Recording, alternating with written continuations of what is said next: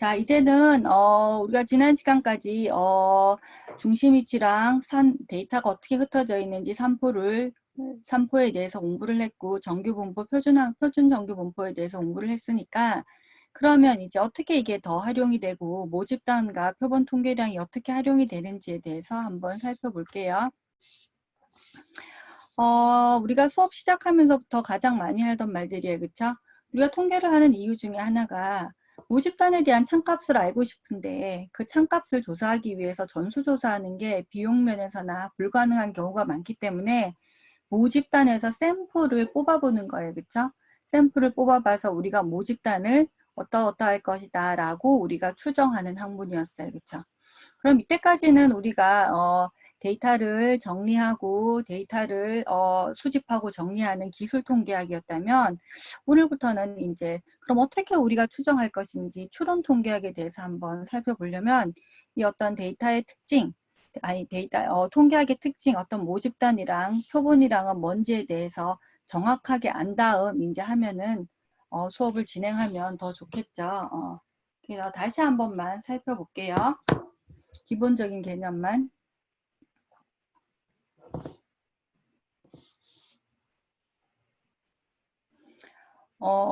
일단 요거는 우리가 항상 제가 많이 그리던 그림에 그쵸? 모집단이에요. 그쵸? 모집단인데 이 모집단에 대한 찬값이 우리는 제일 궁금해요. 그쵸? 알 수만 있으면 너무 좋죠. 다 조사를 할 수 있으면 너무 좋고. 그래서 우리가 모집단에서 대한 거는 대체적으로 평균이라든가 또는 표준 편차라든가 또는 비율 이런 것들에 대해서 우리가 알고 싶어 해요. 근데 모집단을 전체를 전수조사할 수가 없으니까 우리가 요만큼만 샘플을 뽑아보는 거예요. 그쵸? 이 샘플. 우리가 샘플을 뽑아보죠. 샘플을 뽑아봐서 샘플에 대한 우리가 평균을 한번 정해보고 샘플에 대한 우리가 표준 편차를 한번 알아보고 샘플에 대한 우리가 비율을 한번 계산을 한번 해보는 거죠. 그래서 요거를 가지고 우리가 모집단이 이러이러할 것이다 라고 추정을 하죠. 그래서 우리가 추정을 하다 보니까 이 모집단의 값과 샘플의 값이 오차가 생기기도 하고 이 오차가 생기니까 우리가 확률적으로 어떻게 계산해야 될 것인가 하는 문제들이 발생하기 시작하는 거죠.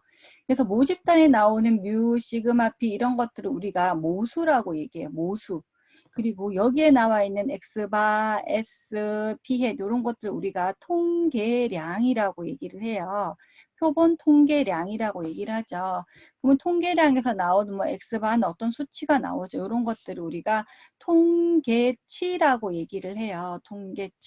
통계치라고 얘기를 하기 때문에 이런 거에 대해서는 우리가 앞으로 계속 이런 개념들이 나오기 때문에 생각을 하시면 돼요. 그래서 우리가 모집단을 찬값을 궁금한데 모집단에 대한 찬값, 진실된 값, 정말 중요한 값을 우리가 알 수가 없어서 샘플을 뽑아보고 샘플에 대한 값들을 우리가 가지고 우리가 모집단을 추정하는 거예요. 그렇죠?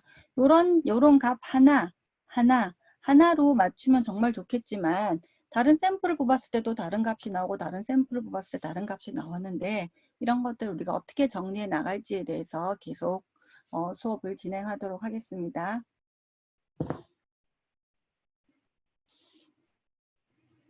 이 얘기가 지금 나오고 있죠. 모집단의 특성을 나타내는 모수, 통계량을 우리가 모수라고 해요. 모수라고 얘기하죠. 여기에서 우리가 방금 얘기한 평균도 있고 비율도 있고 표준 편차도 있어요. 대표적인 모집단의 대표값으로 모평균, 방금 얘기했죠. 뮤, 모비율, P, 그래, 모분산, 모표준 편차, 이게 시그마가 되는 거죠. 그 다음 모집단을 구성하는 개수가 무한이면 무한 모집단이라고 얘기하고요. 셀 수 있으면 유한 모집단이라고 얘기를 해요. 그쵸? 그래서 우리가 전수조사, 표본조사, 표본 추출 이런 말들은 이제 다 무슨 말인지 알 수가 있게 됐어요. 근데 시간, 비용 등으로 전수조사는 우리가 샘플을 뽑아서 샘플 조사로 대체가 되죠. 그래서 샘플에서 뽑은 값들이 있죠. 아까 방금 얘기한 샘플에서 뽑은 평균, 샘플에서 뽑은 표준 편차, 샘플에서 뽑은 비율 이런 것들을 우리가 표본 통계량이라고 하죠. 요거 가지고 우리가 뭐를 한다? 모수를 추정하는 거죠. 근데 당연히 우리가 요런 값들을 가지고 X바를 가지고 뮤를 우리가 추정하고 S를 가지고 우리가 보표준 편차를 추정하고 이 비율을 가지고 모 비율을 추정하기 때문에 여기서 추정하기 때문에 반드시 여기서는 뭐가 발생해요? 오차가 발생할 수밖에 없어요. 그쵸? 그래서 오차가 반드시 발생한다. 이 샘플링 오차가. 그럼 이 오차에 대해서 우리가 얘기를 한번 해봐야 되겠죠. 그래서 모집단 특성으로서는 이런 모비율, 모평균, 모비율, 모분산 이런 것들이 있죠. 모평균으로는 뭐 평균 수입을 나올 수 있고 찬성률 같은 거는 모비율이고 모분산 같은 경우는 응답률로 응답률도 모비율이죠. 여기에 대해서 우리가 분산은 구해볼 수 있어요. 그렇죠? 그 다음 이제 그러면 표본 오차는 표본의 크기에 따라 어떻게 될까라는 거예요. 우리가 방금 얘기했듯이 예를 들면 평균만 한번 볼게요. 뮤를 추정하는 데 있어서 X바를 사용한다고요. 여기서 추정을 하다 보니까 반드시 오차가 생겨요. 근데 만약에 예를 들어서 우리가 오차를 제로로 만들려면 이 집단을 전부 전수조사를 하면 되겠죠. 그럼 오차가 생길 수밖에 안 생겨요. 그쵸? 그럼 N을 크게 하면 크게 할수록 그쵸? n의 개수를 표본을 뽑는데 표본의 크기를 크게 하면 크게 할수록 당연히 우리가 오차는 줄어들 수밖에 없어요. 그쵸? 당연하겠죠 이거는. 그래서 표본 크기가 증가할수록 표본 평균은 모평균과 같아지고 표본 비율은 모비율과 일치하게 되죠.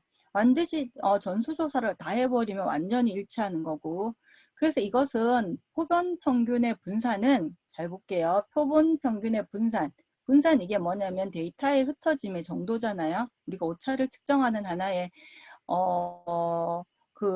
그걸로 보는 건데 분산을 당연히 표본 평균의 분산은 표본 크기에 비례해서 작아진다는 거죠. 즉 분산이랑 표본 크기는 반비례할 수밖에 없어요. 그렇죠?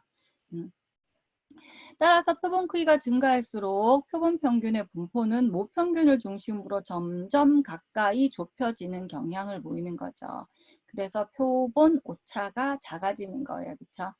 우리가 아까도 지난 시간에 설명했듯이 표준 편차랑 표본 오차는 좀 다른 개념이에요. 다른 개념인데 요거를 일단 표준 오차랑 표본 오차의 개념을 표준 편차랑 표본 오차, 표준 오차 이렇게 가는 거를 잠깐만 설명을 하고 다음 계속 수업을 진행하도록 하겠습니다.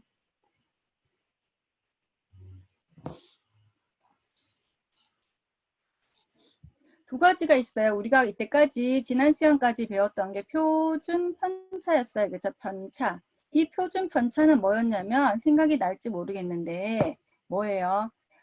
평균이랑 그쵸? 잘 생각해 보면 평균이랑 각각의 관측값이랑 뺐어요. 그쵸? 각각 관측값이랑 빼가지고 다 넣으면 0이 나와서 우리가 제곱을 했다고요. 그치? 제곱을 했는데 데이터 수가 많아지면 이게 많아지기 때문에 평균값을 구할 수밖에 없었어요. 그쵸? 그래서 요걸 요렇게 루트 씌운 게 표준 편차였어요. 그쵸? 그래서 우리가 대체적으로 통계학적 용어로 관측값, 개개 관측값 빼기 평균을 우리가 뭐라고 얘기하냐면 편차라고 얘기를 해요. 편차. 편차 이렇게 얘기하죠. 요건 우리가 원시 데이터를 가지고 얘기하는 거예요. 그렇죠? 원시 데이터 가지고 얘기하는 거죠. 즉 모평균에 있는 그대로의 데이터를 가지고 얘기하는 거고 지금 얘기하는 표본 오차라고 얘기하는 건 아까도 얘기했듯이 모집단에서 한번 뽑아봐요. 이만큼 샘플을 뽑아봐요. 그쵸? X1이라는 값이 나오고 다른 거로 뽑아볼 수도 있어요. 그쵸? 예를 들면 이게 X2라는 게 있고 이렇게 해서 즉 XN까지 있으면 요것들 있죠. 요것들 즉 평균들의 평균들의 분산을 평균들의 표준 편차가 더 맞겠네. 평균들의 표준 편차를 우리가 뭐라고 얘기하냐면 표본 오차라고 얘기해요. 잘 들어보면 우리가 이 X바라는 거를 가지고 모집단을 추정을 하잖아요. 그러면 X바를 가지고 모집단의 뮤를 추정하기 때문에 요 값은 반드시 오차가 생길 수밖에 없어요. 그래서 이 두 개의 사이 평균 뮤랑 모집단 뮤랑 내가 뽑은 X바랑 요 차이를 우리가 오차라고 얘기를 하는 거예요. 그래서 이 오차를 뭐예요? 똑같아. 오차를 뭐예요? 빼서 제곱을 해서 데이터 수로 나눠서 루트를 씌우는 게 표본 오차가 되는 거예요. 그래서 요런 값들 있죠. 요런 값들을 평균들의 표준 오차를 우리는 뭐라 그런다? 표본 오차라고 얘기한다. 표본 오차, 표준 오차 이런 얘기를 많이 써요. 그래서 좀 표준 편차랑 이 표준 오차랑 구분을 하면 좋겠죠. n이 당연히 1인 경우에는 표준 편차가 되는 거예요. 그쵸? 다시 수업으로 넘어갈게요. 그래서 우리가 방금 얘기했듯이 방금 우리가 지난 시간까지 얘기한 표준 오차랑 지금 얘기한 표본 오차의 차이를 좀 알면 좋겠다라는 거예요. 그래서 계속 보면 표본 평균 X바의 평균과 분산을 한번 생각해 볼게요. 표본 평균이에요. 모집단에 대한 모수에 대한 평균이 아니고 모집단의 샘플을 뽑았을 때 표본 평균에 대한 평균을 말하는 거죠. 그러면 우리가 이 표본 평균은 우리가 뮤로 추정이 되고 그 다음 분산은 우리가 표본 평균들의 표준 오차를 표준 편차를 아는 거기 때문에 이 표본 평균 이 n으로 나눠주는 게 굉장히 중요해요.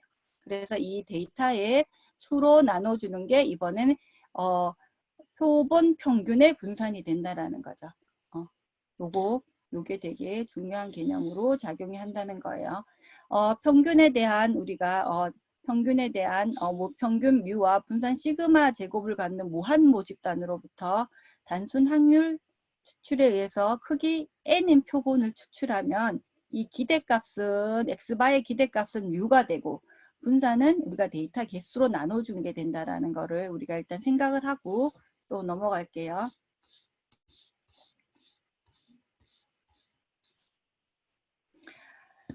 이때까지 설명한 이유가 있어요, 이게. 그러면 모집단 분포와 상관없이 표본 분포는 정규 분포인가라는 거예요. 우리 생각날지 모르겠는데 3주차 수업쯤에서 뭘 했냐면 남자 키하고 여자 키하고 그림을 그린 게 있었어요. 그쵸? 남자 키도 정규 분포를 가지고 여자 키도 정규 분포를 가졌어요. 그죠? 근데 이 남자 대학생 키와 여자 대학생 키를 합쳤을 때 우리가 당연히 남자 키가 크니까 그림을 그렸던 이런 쌍봉을 가진 그래프가 나왔어요.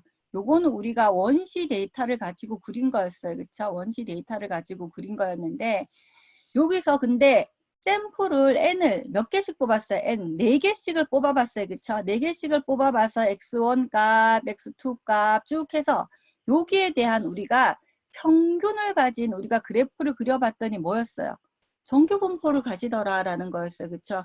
요게 지금 설명하는 게 사실은 중심극한 정리죠. 중심극한 정리인데 n의 개수가 30 이상만 되면 지금 n은 지금 이건 4인데도 불구하고 정규 분포를 n의 개수를 뭐 한정 많이 우리가 계속 뽑다 보면 정규 분포를 가지는데 n이 30 경우가 되면은 이런 경우는 모집단의 분포가 정규 분포라고 하지 않더라도 평균에 대한 분포는 정규 분포를 가지게 되는 거예요.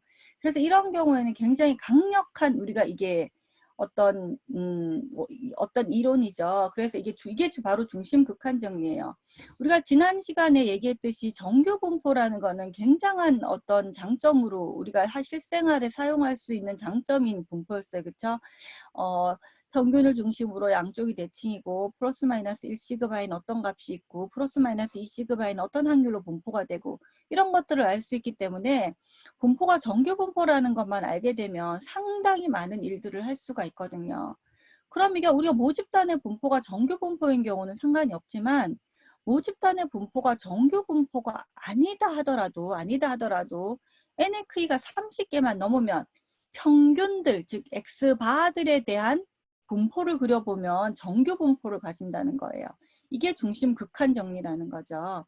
다시 한번 얘기하면 평균 뮤와 분산 시그마를 갖는 무한 모집단으로부터 크기 n을 뽑아야 그치? 크기 n을 뽑는데 이 n이 정말 30개 이상만 된다면 표본 평균 X바는 표본 크기 n이 커짐에 따라 이게 30 정도 보고 있어요. 우리가.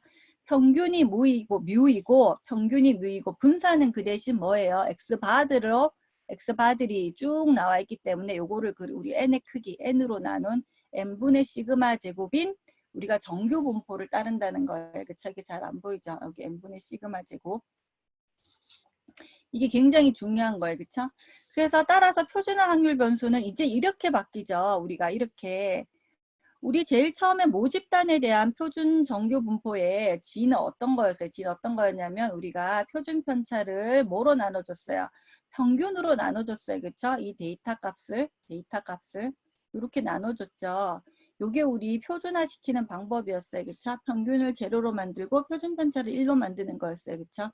그러면 중심 극한 정리에 의해 표본 평균들의 표준화는 어떻게 바뀌냐? 똑같아요. 똑같고 이거 어떻게 바뀌면 돼요? G는 어떻게 바뀌는 거야? 평균을 빼주고 내가 X바들을 다 뽑아보죠. X바들을 빼고 이번에 밑에는 표준 편차가 시그마가 아니고 표본 오차로 바뀌는 경우에 그쵸? 요렇게 바뀐다라는 거예요. 요렇게 바뀐다. 되게 중요한 지금 개념에 대해서 설명을 하고 있어요. 조금만 더 볼게요.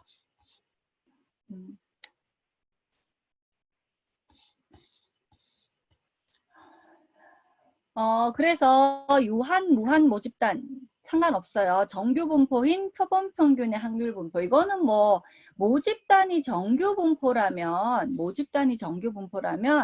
우리가 표본 분포는 당연히 정규 분포요. 이거는 모집단의 분포가 정규 분포이면 이번에는 표본 크기도 상관없어요. 우리 아까 N30 이상으로 봤었는데 모집단의 분포가 정규 분포이면 표본 크기도 상관없이 표본 평균의 분포는 정규 분포를 따른다라는 거예요. 근데 그 다음 볼게요. 모집단이 정규 분포인 경우 방금 얘기를 한 거예요. 그쵸? 그래서 지인이 이렇게 바뀌고 그 다음에 그러면 모집단이 정규 분포가 아닌 경우는 어떻게 되냐?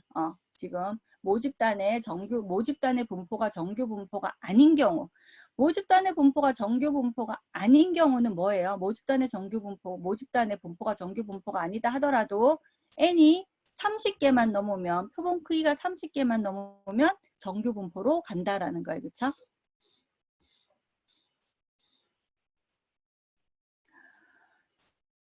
이거는 이제 모 비율에 대한 건데요. 제가 우리 지난번에 가제물에서 나왔듯이 평균과 비율은 개념이 똑같아요. 그쵸? 평균과 비율은 개념이 똑같다라고 생각하면 이 문제도 우리가 똑같이 생각하면 돼요. 똑같이 한번 볼게요. 혹시 베르누이 분포가 생각이 나죠? 베르누이 분포는 시행을 딱 한 번만 하는 거예요. 그쵸? 시행을 한 번만 하는 거니까 성공일 확률 뭐였냐면 이 기대값이 P였고 이거에 대한 베어리언스는 P의 1-P였어요. 그쵸? 1-P였고 조금만 더 진행해 볼게요. 이항 분포는 뭐였어요? 베르누이 시행을 N번 시행하는 경우였어요. 그쵸? 그래서 N번 시행하는 경우여서 평균이 뭐였냐면 N, P였고 그 다음 이항 분포에 대한 분산은 NP의 1-P였어요. 그쵸? 생각나죠? 지금 하는 거는 비율이에요. 비율은 사실은 뭐냐면 비율은 우리가 어떻게 하냐면 n분의 시그마 x잖아요. 요거잖아요. 그러니까 그대로 대입하면 돼요. 그래서 비율에 대한 기대값은 뭐예요? n분의 x에 대한 기대값이 np였으니까 그대로 p로 나오면 되고 그리고 요거에 대한 뭐예요? 베어리언스는 n분의 x니까 x에 대한 우리가 그 기대값이 뭐였냐면 np의 1-p였죠. 근데 여기 n분의 x가 n이 나오면서 베어리언스는 n제곱으로 나오죠. 그래서 이렇게 하나씩 떨어지면 n분의 p의 1-p가 되는 경우예요. 그래서 비율에 대한 평균과 비율에 대한 분산은 p고 분산은 n분의 1-p다라는 게 여기 지금 설명이 되어 있어요. 한번 리뷰를 다시 한번 해보면 모비율과 표본 비율이죠. 역시 모비율을 우리가 표본 비율로 가지고 모비율을 추정하고 싶은 거예요. 그쵸? 모비율 혹은 표본 비율이란 대상이 되는 특정한 성질을 갖는 개체들의 모집단 혹은 표본 전체에 대한 비율이에요. 이런 경우는 대부분 질적 자료인 경우에 비율을 사용한다라고 알고 있으면 돼요. 성공이냐 실패냐 불량이냐 양품이냐 지지하냐 지지하지 않냐 사망이냐 아니냐 부도율 이렇게 다 이진 형태 0, 1의 자료로 변하는 거죠. 이게 그래서 두 가지 경우로 나누어지는 거고 시행의 개수가 한 번이면 베르누이 n번이면은 이항분포 이걸로 비율로 바꾼 경우에 그쵸? 그래서 이런 경우에 방금 내가 여기서 설명했듯이 비율에 대한 평균 즉 기대값은 P P가 되는 거고 비율에 대한 분산은 N분의 1-P가 되는 거죠. 그래서 비율에 대한 이항분포의 평균과 분산 요것만 우리가 알고 있으면 계속 똑같다. 앞에 거랑 평균이랑 개념이 똑같다라고 생각하면 돼요.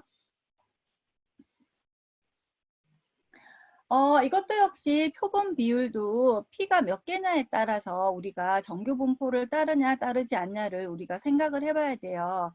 물론 모집단의 분포가 정규 분포라면 상관없겠지만 알 수가 없는 경우가 대부분이기 때문에 이런 경우에는 우리가 NP가 5보다 크고 NQ는 지금 이게 1-P예요. 이런 식으로도 많이 쓰죠.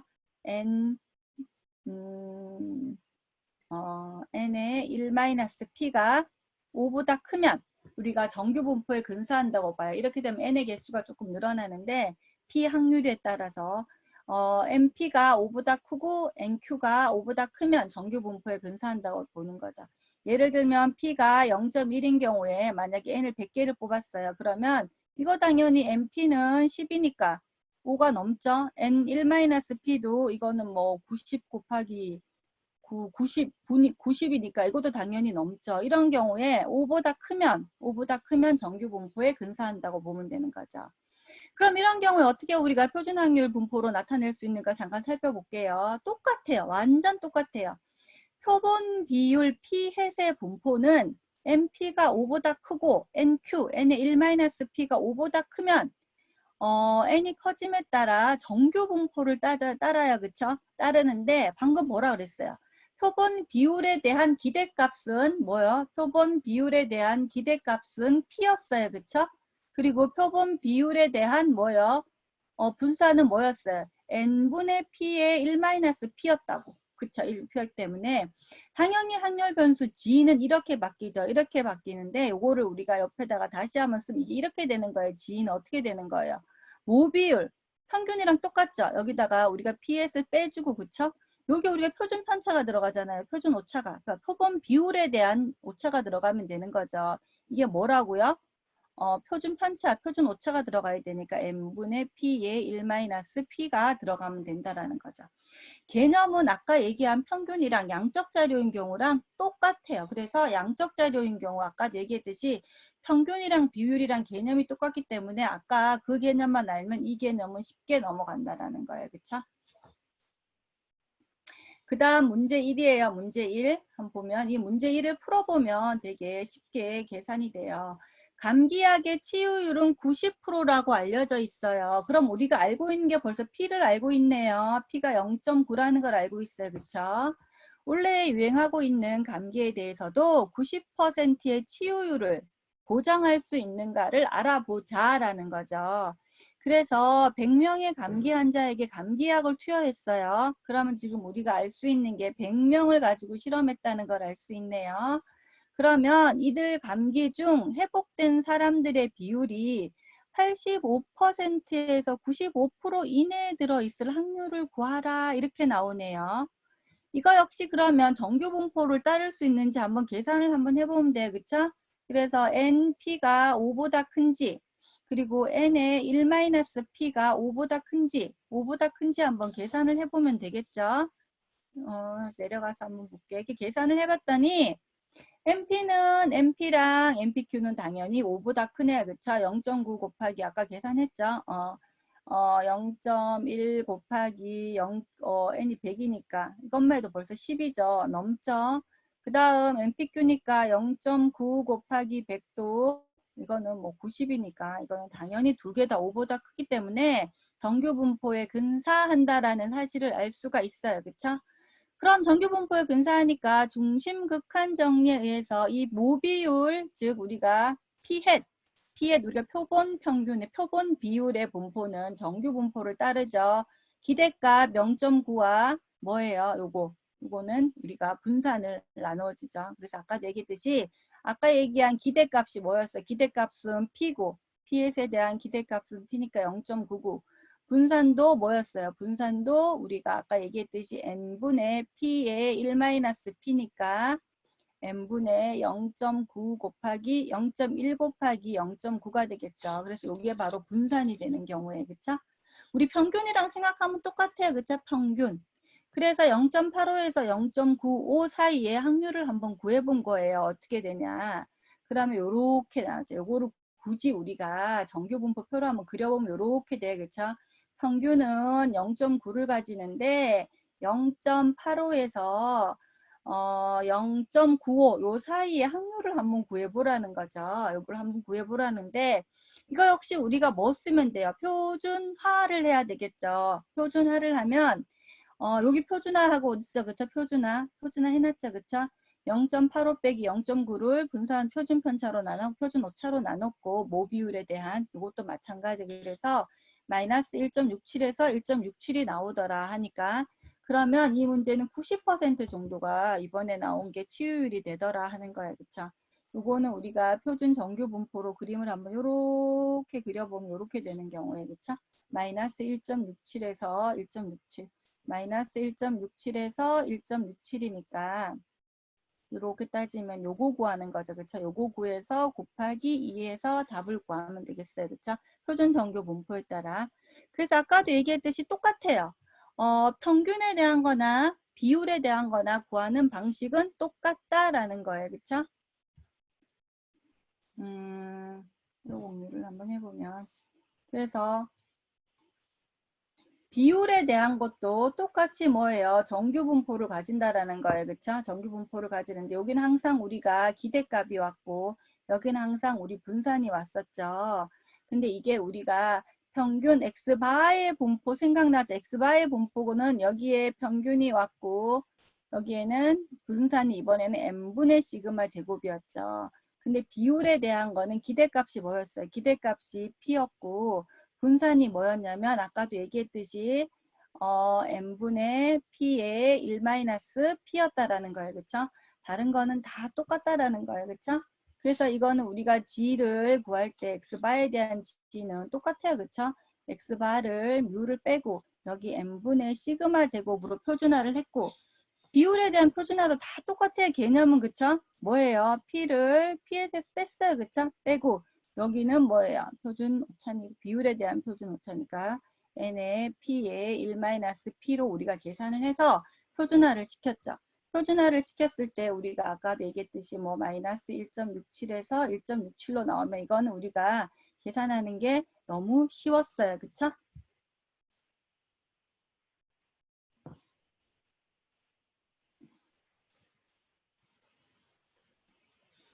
그 다음 문제 2하고 문제 3은 일단 한번 지금 이 그림을 한번 보고 여러분들이 한번 지금 잠깐만 풀어봐요. 그리고 둘째 시간에 다시 강의를 이어갈게요. 일단 첫 번째 강의는 여기서 마치도록 하겠습니다.